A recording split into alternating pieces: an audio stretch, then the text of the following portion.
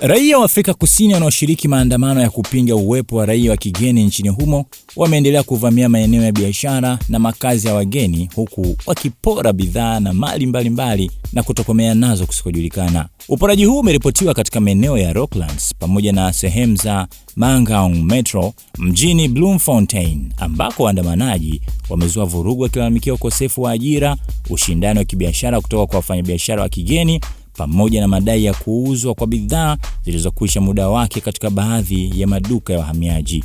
Mashuhuda walisema kuwa baadhi ya watu wameandamana kwa amani, huku wengine wakivamia maduka madogo na kuondoka na bidhaa mbalimbali, ikiwemo katika duka moja la vileo. Polisi wa jimbo la Free State wamesema kwamba jumla ya watu 142 wamekamatwa kuhusiana na vurugu hizo, wakiwemo wanaume 109 na wanawake 33.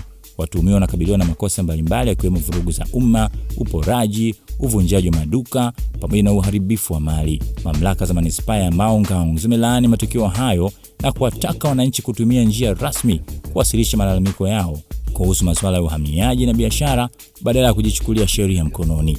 Maandamano hayo yanaelezwa kuwa ni sehemu ya wimbi la maandamano ya kupinga wahamiaji ambalo limeendelea kushuhudiwa katika maeneo mbalimbali ya South Africa katika wiki za hivi karibuni.